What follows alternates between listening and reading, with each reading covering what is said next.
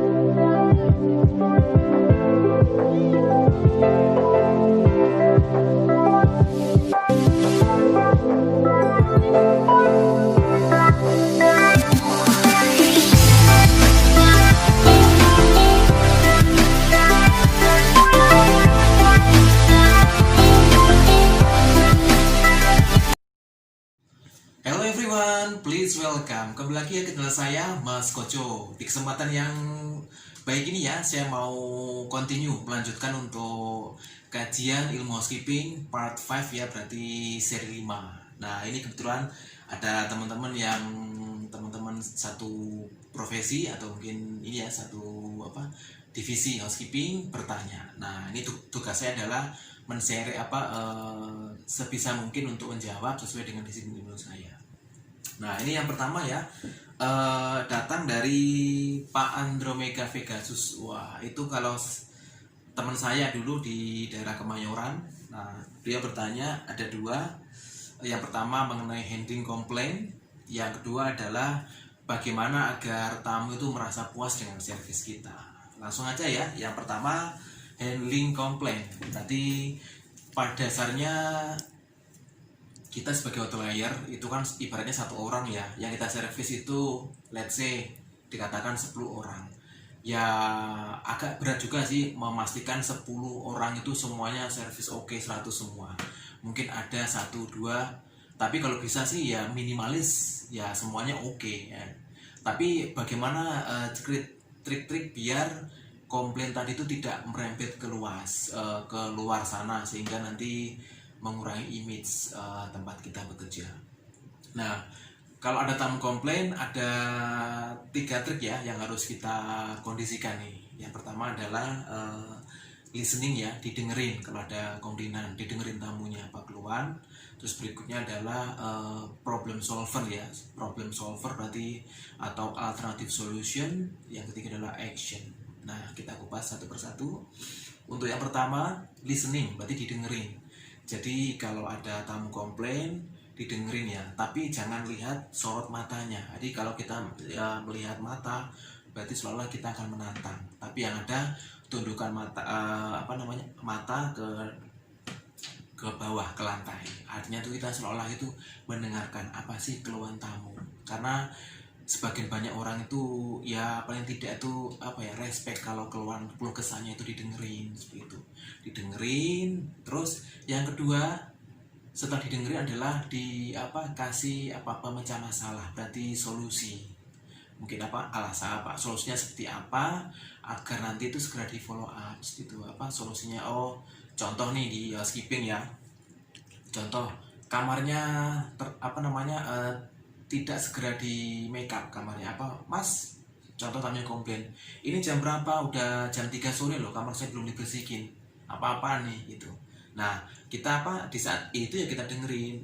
Kalau sudah baik Pak Bu, mohon maaf sebelumnya, tadi kamarnya tidak kami make up karena di tempat di pintu ibu terpasang, mohon jangan diganggu. Itulah kami SOP kami belum bisa di make up Bu. Terus tapi kalau ibu mau dibersihkan sekarang, kita segera bersihkan. Jadi harus ada ada solusi. Tapi sebelumnya komplainan tamu didengerin seperti itu. Berikutnya yang ketiga adalah action ya, berarti setelah didengerin, dikasih solusi, berikutnya dikerjakan. Jangan sampai didengerin kasih solusi tapi gak dikerjakan, tamunya tambah komplain seperti itu. Jadi 3 ya yang harus di-highlight. Pertama adalah didengerin, listening. Yang ketiga adalah problem solver atau alternative solution. Yang ketiga adalah take action. Mungkin handling komplain seperti itu ya, versi saya. Berikutnya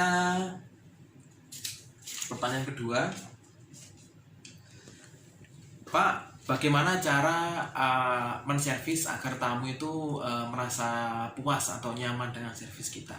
Oke, intinya biar tamu itu servisnya bagus. Yang pertama adalah hal-hal yang harus diperhatikan nih. Pertama, jangan mengurangi standar yang ada, berarti jangan mengkorupsi standar. Contoh, kebersihan di kamar jangan dikurangi, artinya tuh yang harusnya bersih jangan sampai dikurangi ya, standarnya nanti akan tambahkan komplain. Yang kedua, mencari referensi di luar sana ya untuk servis yang bagus itu seperti apa. Mungkin bisa dilihat di YouTube atau mungkin sosial media, trik-trik cara yang untuk mendongkrak performa kita. Tapi tidak harus contoh biar tamunya senang, contoh di kamar ya, tamunya senang dikasih air minum mungkin 1 kardus, bukan, artinya tuh tidak harus seperti itu, tapi dengan mungkin sentuhan. Contoh bikin art towel seni lipat handuk yang manja, yang nice, itu nanti juga akan membuat tamu itu senang. Jadi tidak harus menghabiskan anggaran yang banyak untuk tamu untuk bisa senang. Terkadang dengan sentuhan yang kecil untuk small thing itu tamu sudah senang. Jadi yang perlu digarisbawahi adalah biar tamu itu merasa puas, jangan mengurangi standar yang ada, SOP. Syukur-syukur di atas standar itunya servis kita. Yang kedua, find out ya, mencari sumber-sumber yang lain ya, referensi yang lain untuk biar servis kita bagus. Mungkin seperti itu. Berikutnya ada pertanyaan nih dari dulu bos saya di Surabaya, di daerah ini ya, daerah Bandara Juanda. Beliau bos saya di salah satu hotel sana. Beliau ini untuk di-sharekan ya untuk tendon service. Tendon service ya. Tendon service itu jadi gini, kalau di pagi hari namanya makeup room ya, berarti tamu habis bangun tidur ya, itu kita bersihkan, kita rapikan. Nah kalau tendon service berarti second service ya, berarti service yang kedua, berarti tamunya sebelum tidur kita bersihkan atau kita rapikan. Nah, tendon service ini umumnya itu dilakukan hotel-hotel bintang besar ya. Jadi ini setahu saya kalau bintang 3, bintang 4 itu tidak semua kamar. Mungkin hanya kamar-kamar yang VIP dan kamar-kamar yang besar, mungkin kamar suite atau mungkin kamar deluxe atau ini tergantung kebijakan hotel. Tapi untuk yang totalis semua kamar adalah bintang 5. Jadi tendon service itu semua kamar ditendon untuk yang bintang 5. Nah, startnya SOP-nya adalah tendon service itu berawal dari maghrib ya, dari maghrib start sampai maksimal jam 9 malam. Karena tendon service itu apa yang dilakukan sih? Tendon service itu yang pertama adalah kita menawarkan ke tamu tendon service gitu.